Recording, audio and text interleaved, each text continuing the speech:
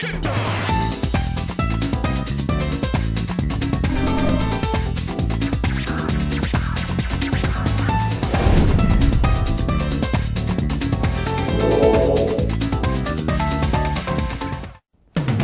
여러분 안녕하십니까? 티브로드 서울보도국 선임기자 이재원입니다. 오늘 뉴스 속풀이에서는 새정치민주연합 시의원들의 탄원서 제출로 다시 불거진 대형마트 의무 휴무 논란과 서대문구의 한 웨딩홀이 갑자기 문을 닫으면서 예약했던 예비 부부들이 피해를 입고 있는 사건을 취재기자와 자세히 알아봅니다. 3월 셋째 주 뉴스 속풀이 시원하게 시작합니다.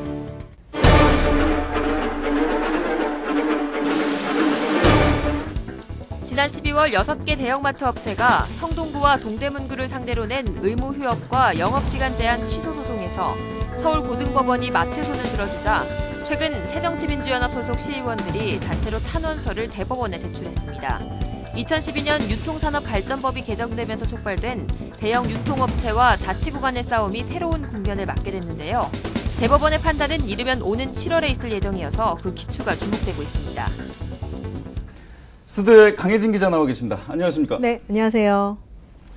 자, 지난 12일이었죠. 그 새정치연합, 민주연합 소속의 시의원들이 대법원에 탄원서를 제출했다는 내용인데 탄원서 내용이 뭐였습니까? 네, 서울고등법원이 작년 12월이었습니다. 이 대형마트 6개사가 의무휴업 그리고 영업시간 제한에 대한 처분을 취소하라며 서울 동대문구와 성동구를 상대로 제기한 이 항소심에서 원심과 달리 대형마트의 손을 들어줬습니다. 현재는 지금 대법원까지 올라가 있는 상태고요. 이에 대해 새정치민주연합 소속 시의원 76명입니다. 이 시의원들은 대형마트 의무휴업 조치는 위법하다. 다시 말해 서울고등법원의 판결을 받아들일 수 없다. 이런 비판을 제기하면서 의무휴업 과 영업시간의 제한은 반드시 필요하다는 내용의 탄원서를 제출한 겁니다. 그러니까 새정치민주연합 소속의 시의원들은 절대로 이 판결을 받아들일 수 없다. 네, 이렇게 그렇습니다. 얘기한 거지 않습니까? 그러면 지난해 12월에 있었던 판결문에 대해서 좀 들여다봐야 될 것 같은데 이 첫 번째로 보니까 이 고법은요. 네. 이 6개의 대형 업체를 대형 업체가 아니다라고 판단했습니다. 네, 그렇습니다. 도대체 이게 무슨 뚱땅지 같은 소리인지 잘 모르겠는데 이게 무슨 말이죠? 우선 재판부는 이 6개 점포들이 대형마트로 등록돼 있지만 유통산업발전법을 근거해서 판결을 내렸는데요. 일단 화면을 함께 한번 보시면요. 이 유통산업발전 법안을 보면 이 대형마트란 이 점원들이 도움 없이 소비자에게 판매하는 점포로 원고는 이 점원들이 도움을 주기 때문에 전부 대형마트가 아니라는 겁니다. 다시 말해서 대형마트에는 점원이 없어야 되고 지금 현재 있는 대형마트 성동과 동대문의 그 대형마트에는 점원들이 있기 때문에 대형마트로 볼 수 없다. 이제 이렇게 해석을 한 거고요. 그리고 그러니까 대형마트의 기준을 점원이 있고 없고로 그렇죠. 그냥 판단한 거. 일단 그거의 가장 기본적인 법안 안에서 고기를 지금 맞대어서 판결을 내렸던 거고. 아니 무슨 말장난하는 것도 아니고 정말 많이 배우신 분들이잖아요. 네, 판단하신 그렇습니다. 판사분들이. 네. 일반적인 사람들도 상식적인 선에서 충분히 이해할 수 있는 부분인데 이거를 이렇게 판단하신 게 좀 이해가 안 가고요. 네. 우리가 무슨 홍길동입니까? 아버지를 아버지라고 부를 수 그렇죠. 없고 대형마트로 대형마트라고 부를 수 없다는 게 좀 이해가 안 가고요. 네. 두 번째도 기가 막힙니다. 네. 이게 대형마트가 유통 질서를 어지럽히기는커녕 질서 개선에 긍정적인 역할을 했다. 이렇게 판단을 했어요. 네, 이건 일반적인 상식선이랑은 좀 벗어나는 것 같은데. 재판부는 이제 요즘에 여성의 사회 진출이 꽤 많지 않습니까? 뭐 저도 마찬가지고 이제 맞벌이 부부들은 야간이나 주말이 아닌 경우에는 실제 마트 이용하는 시간이 정말 없습니다. 그러다 보니까 이제 특히 아이가 있는 가정의 경우는 주차 공간이나 편의 시설 등이 상대적으로 열악한 전통 시장에서 장을 보기에는 현실적으로 어렵다는 건데요. 이건 역시 판결문 내용을 화면을 한번 보시면요. 이 전통 시장 활성화를 위해서는 전통 시장의 구매 환경 등을 개선해서 자연스럽게 소비자들이 모여들도록 해야 할 것이지 의무 휴업을 지정해 놓고 하는 거는 소비자의 선택권을 막는, 정당하지 않는다고 본 겁니다. 또 이런 부분에 대해서 대형마트가 또 유통질서를 어지럽히는커녕 질서를 개선한다는 의미를 부여했는데요. 이제 이 내용은 말 그대로 요즘 대형마트 가보면 뭐 주차 시설도 잘 돼 있고요. 또 이제 마트를 장 보는 동안 아이들이 또 쉴 수 있는 키즈 카페도 잘 돼 있고 그러다 보니까 오히려 유통질서가 더 잘 잡혀지고 있는데 이게 왜 그 유통질서를 어지럽히는 행위냐 이제 이렇게 판단을 한 겁니다. 아니, 기본적으로 이게 말이 안 되는 게 그러니까 전통시장이 그 대형마트보다 시설이 노후하기 때문에 네. 전통시장 너희들도 그만큼 개선을 그렇죠. 하면 될 것이지 왜 자꾸 대형마트한테 영업 제한을 하느냐 뭐 이런 맞습니다. 류의 지금 뉘앙스 아닙니까? 맞습니다. 아니 대형 기업 대형 그 마트는 대기업의 아주 큰 자본을 가지고 맞습니다. 하는 영업을 하는 곳인데 처음부터 게임이 안 되거든요. 이거 자체가 말이 좀 안 되는 것 같고요. 네. 세 번째가 가장 큰 영향을 미친 거 아니겠습니까? 네, 이게 그렇습니다. 대형마트의 영업 제한이 전통시장 보호하는 데 큰 영향이 없다고 판단했어요. 네. 이것도 좀 이해가 안 돼요. 세 번째 판결문 내용을 봐도 마찬가지입니다. 이 재판부는 대형마트 의무 휴업으로 이 전통시장 보호 효과가 있는지에 대해 의심이 든다는 의견도 내놓았는데요. 이 내용을 보시면 대형마트 영업 제한은 근로자의 건강권을 보호하고 또 대규모 점포와 중소유통업의 상생 발전을 위한 어떤 적합한 수단이 될 수는 있지만 실제 유통 질서의 확립은 불공정한 거래 관행을 없애는 방법이기 때문에 해결할 문제를 따로 찾아야 될 것이지 이거를 마치 건전한 유통 질서를 확립하고 있는 대형마트에 시간 제한을 둔다는 것은 맞지 않는다라고 해석을 한 겁니다. 좀 그 판단문이 좀 이해가 좀 안 갑니다. 그러니까 이게 사실 지난해 12월 달에 이 판결이 나고 나서 얼마 뒤에 공정거래위원회에서 제소를 당했어요. 네, 맞아요. 6개 대형업체가요. 그게 뭐였냐면 그 밑에 있는 그 하청업체의 단가를 강제적으로 내리겠다고 그래서 이제 거기 시정명령을 내렸던 거였거든요. 어떤 유통 질서에 대한 어떤 개선 부분이라든가 이런 것들을 대형마트가 뭘 어떻게 했으며 전통시장, 이 영업 제한으로 함으로 인해서 전통시장에 당연히 영향을 미치는 건 당연한 것인데 모르겠습니다. 한쪽에 좀 저울추가 기울어져 있는 그런 판단을 좀 내린 게 아닌가 싶기도 하고요. 네. 자, 이게 사실 1심에서는 대형마트가 25개 자치구 다 패소했습니다. 네, 맞습니다. 다 패소했다가 2심에서 항소를 다시 해서 2개 자치구를 대상으로 해서 이겼거든요. 2개 자치구로 줄어든 이유가 뭡니까? 우선 25개 자치구마다 있는 대형마트들에 대한 항소는 일단 다 원고가 패소를 했고요. 이 주도적인 그 대형마트가 이마트였지 않습니까? 근데 이 이마트가 서울의 그 성동구 성수동에 위치해 있습니다. 그러다 보니까 성동구가 우선 나설 수밖에 없었고요. 또 대형마트로 알려진 홈플러스 역시 동대문구에 또 위치해 있습니다. 그러다 보니까 성동구하고 동대문구가 일단은 고법까지 이 항소를 쭉 이끌어간 것이죠. 한마디로 그냥 타겟이 됐다. 그렇죠. 네, 네, 우리 맞습니다. 본사가 거기 있으니 타겟이 됐다. 이건 어디까지나 이제 추정을 하는 맞습니다. 거죠. 네. 네. 이제 잘 알겠습니다. 자, 전 더 궁금한 게요. 네. 이게 판결이 지난해 12월 달에 있었지 않습니까? 네. 그런데 이게 3개월도 훨씬 더 지나서 탄원서를 냈어요. 그동안에 새정치민주연합 의원들은 뭘 했길래 이렇게 늦게 탄원서를 바로 제출했어야 되는 거 아닙니까? 사실은 그 3개월 동안 서울시 의원 자체가 전반적으로 자기네 지역구에 있는 전통시장 활성화를 위한 사업안은 가지고 있었지만 이 법안 판결에 대해서는 어떤 움직임도 사실은 그동안 없었습니다. 자, 자세히 알아봤더니 새정치민주연합 시의원들에 따르면 이 판결 이후에 이제 25개 자치구의 전통시장 상인연합회와 그리고 중소점포 상인들 그리고 더불어서 유통산업발전법에 이제 관련된 어떤 전문가 그리고 학계 교수들과 함께 이 관련 자료에 대한 좀 준비를 하기 위해서 굉장히 많은 모임을 가졌고 또 의견 취합하는 시간. 근데 그게 이제 3개월이 걸렸다는 얘기인데요.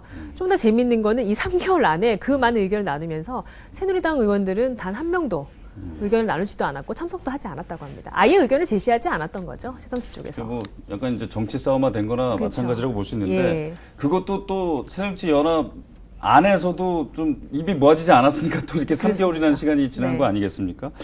자, 이르면 대법원의 판단이 이 7월 달쯤 있을 예정인데요. 앞으로 새정치민주연합이나 아니면 자치구에서는 좀 어떤 액션을 취할 것인지 계획이 나온 게 있나요? 네, 대법원 판결안까지는 한 4개월가량이 걸린다고 합니다. 그래서 지금 최고 시간적 여유를 봤을 때는 한 7월 안에는 판결이 나지 않을까 내다보고 있는데 우선 그 성동구와 동대문구 같은 경우는 이 현재 계류 중인 대법원 상고심을 준비를 하고 있습니다. 관계되는 이제 변호사를 통해서 지금 자료를 계속 취합을 하고 있고요. 반면 새정치민주연합 시의원들은 또 유통산업발전법 일부 개정안이 지난 또 2월 5일 날 지금 국회에 올라가 있는 상태이기 때문에 이 만약 그 상태에서 대법원 판결 결과 이렇게 했는데도 만약에 대형마트의 손을 들어주는 승소 판결이 난다. 이렇게 될 경우는 이제 새정치민주연합 시의원들은 아까 말씀드렸던 성동구 이마트 그리고 이제 대형마트 앞에서 직접 불매운동까지 벌이겠다. 이런 계획까지는 일단 세워둔 상태입니다. 이제 일단 대법원의 판단이 있어 봐야지 그렇죠. 어떤 액션들이 취해질지 좀 향후 좀 지켜봐야 될 것 같습니다. 자, 원래 이 유통법의 취지라는 게 상생이지 않습니까? 상생이라는 건 같이 살자는 겁니다. 근데 좀 쉬라고 했다고 바로 소송 거는 업체나 아니면 이 법을 너무 또 고지식하게 받아들인 법원이나 또 이거를 정치 무기화로 바로 해버리는 정치권이나 뭐 별반 달라 보이지 않는데요. 이 대형마트가 생김으로써 우리 동네 작은 가게들이 사라진 것은 명백한 사실입니다. 우리 같이 살자고 하는 거니까요. 서로 머리를 좀 맞대서 이런 부분들을 성숙한 자세에서 고민해 볼 수 있는 그런 것들이 좀 필요하지 않을까 싶습니다. 자, 수고하셨습니다. 네.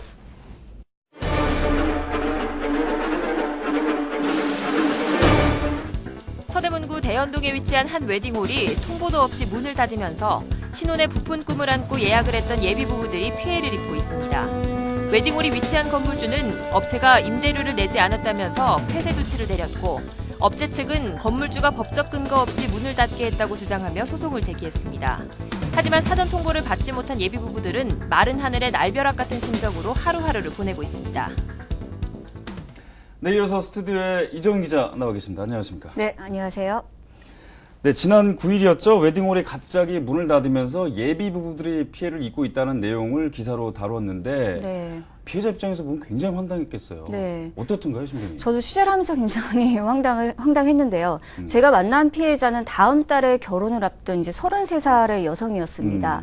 이 여성은 지난해 9월에 이제 계약금 50만 원을 내고 이 웨딩홀에서 이제 예식을 치르기로 한 거죠. 근데 지난달 중순쯤 갑자기 문자 한 통을 받았다고 합니다. 이 문자 내용이 뭐냐면 웨딩홀에 문제가 있으니까 예식이 가능한지 확인을 하라는 문자였던 거예요. 굉장히 당황했겠죠. 너무 당황했겠어요. 네, 실제 그래서 곧바로 웨딩홀에 전화를 걸었다고 합니다.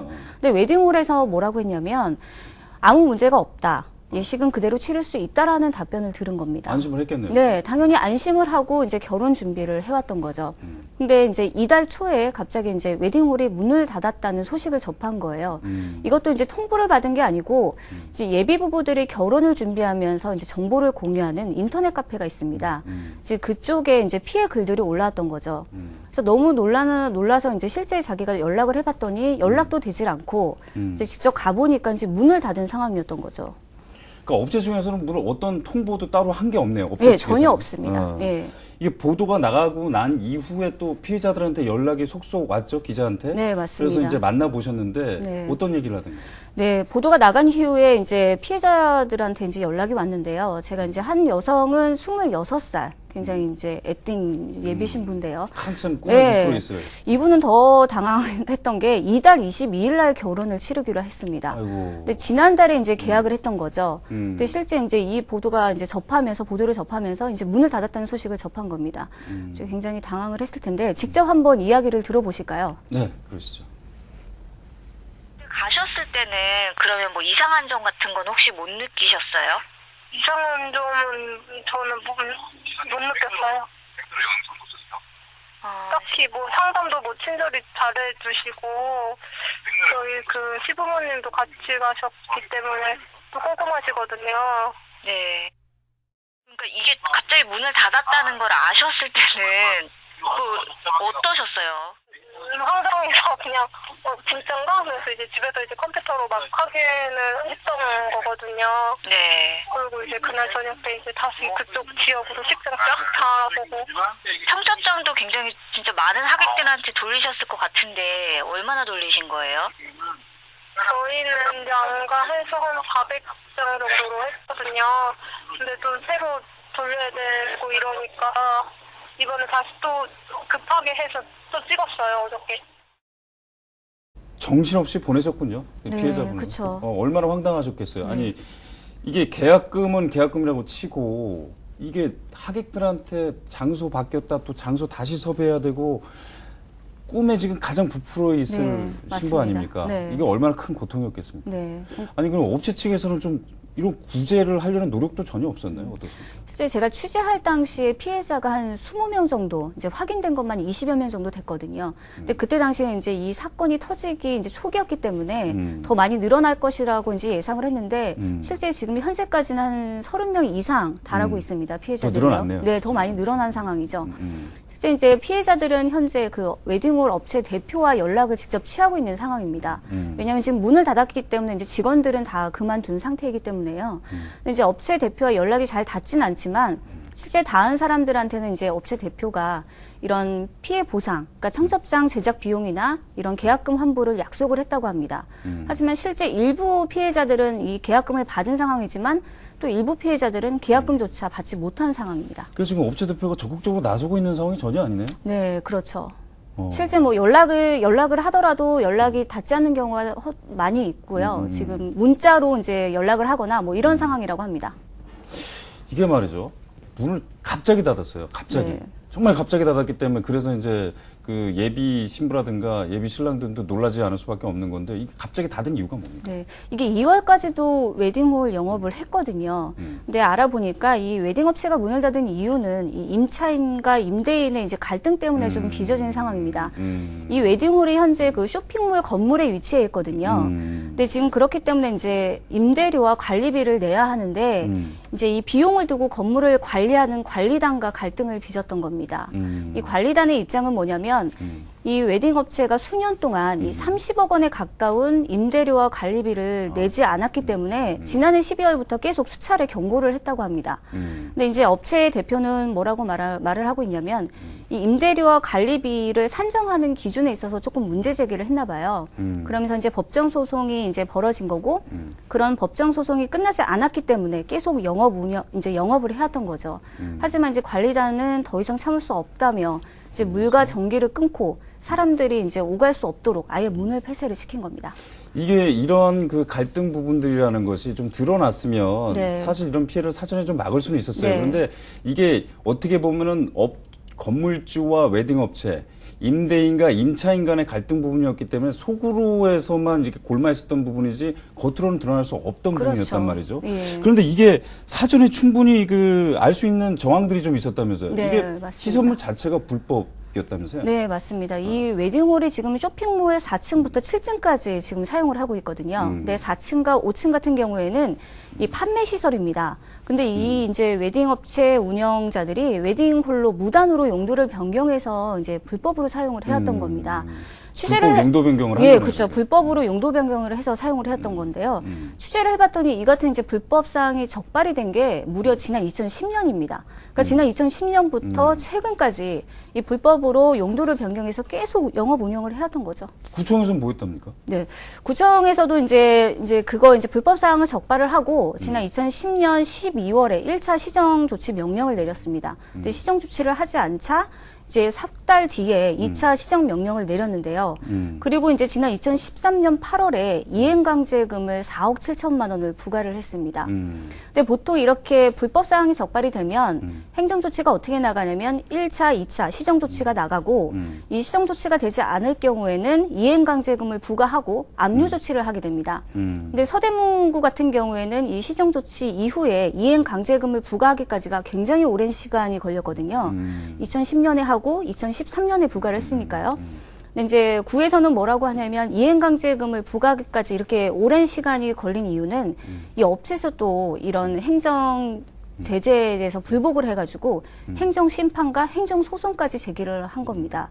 이런 또 법정 다툼이 있다 보니까 이런 이행 강제금을 부과하기까지는 시일이 걸렸다고 이야기를 하더라고요. 사실 이런 부분에 있어서 어떤 시스템 부재라고 할까요? 이렇게 구청에서 이렇게 불법 용도 변경이라든가 이런 것들을 시정을 하게 되면 할 수 있는 게 딱 두 가지밖에 없습니다. 네. 아까 지금 말씀하셨듯이 원상복구 명령을 내림과 동시에 이행강제금을 물리는 방법, 그 외에는 더 이상 뭘 조치할 수 있는 게 네, 아무것도 없거든요. 맞습니다. 예. 그런 거를 실권을 자치구에 어느 정도 줘야지 이런 제2의 제3의 피해가 좀 더 이상 커지지 않고 네. 면에 방지할 수 있는 그런 방법이 생길 텐데요. 네, 참 맞습니다. 안타까운 부분들이 있습니다. 네. 자, 이런 경우가요. 어떻게 보면은 그 우리가 이제 피트니스 센터라든지 스포츠 센터들 많이 보지 않습니까? 거기서 회원들 대부분 그 연간 단위나 뭐 몇 개월 단위로 이렇게 회원권을 끊습니다. 근데 네. 이게 문을 닫아버리면 이분들 그 회원권이 다 날아가 버리거든요. 네. 똑같은 케이스예요. 이런 경우에는 좀 피해를 줄일 수 있는 이런 방법들이 좀 없나요? 그러니까 저도 이번에 취재를 하면서 굉장히 좀 안타깝게 생각했던 게 이런 부분인데요. 그러니까 현재 소비자보호법상으로는 뭐 이렇게 웨딩홀이 문을 닫거나 갑자기 뭐 폐업을 하거나 이런 사례일 경우에도 피해를 이렇게 보상받을 길이 없더라고요. 근데 이제 다만 손해배상 청구는 가능합니다. 이제 일반적으로 계약금이 이제 100만 원 미만이기 때문에 굉장히 소액이잖아요. 그렇기 때문에 소액 심판 청구를 할 수 있는데요. 이 소액 심판 제도는 이제 분쟁 금액이 이제 굉장히 적을 경우에 그렇죠. 이제 사건을 심리한 후에 바로 판결을 내리는 제도입니다. 하지만 이제 중요한 건 이 소액 심판 청구도 계약금을 줬다는 이런 이제 증명할 수 있는 관련 서류나 그런 것들을 입증할 수 있어야 가능하다고 합니다. 이게 시간이 길게 걸릴 수밖에 없습니다. 네. 이게 민사로 가는 부분이 되기 때문에 이게 빨리 받아낼 수 있는 것도 아니고요. 네. 이게 사실은 소액이기 때문에 빨리빨리 결정을 내려주는 게 굉장히 중요하지 않습니까? 네, 맞습니다. 그런데 이 시간이 걸릴 수밖에 없고 사실은 크게 어떤 최소화할 수 있는 방법이 크게 있는 건 아니네요. 네. 여러분. 안타까운 부분입니다. 자, 어떻게 보면요. 지금까지 얘기를 좀 정리해 보면 건물주나 웨딩홀 업체나 사실 뭐 그럴 수도 있겠다. 그런 갈등도 있을 수 있겠다 생각할 수는 있는데 그래도 가장 최대 피해자는 바로 이 예비 부부들 아니겠습니까?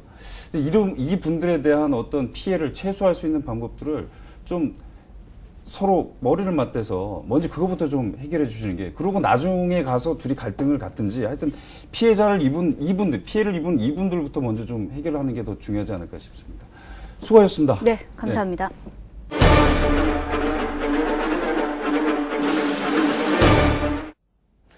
이번 주 지역신문의 헤드라인을 살펴보는 지역 속풀이 시간입니다. 노원구 노원신문의 헤드라인은 아파트 단지 내 놀이터가 줄고 있다는 내용이 실렸습니다.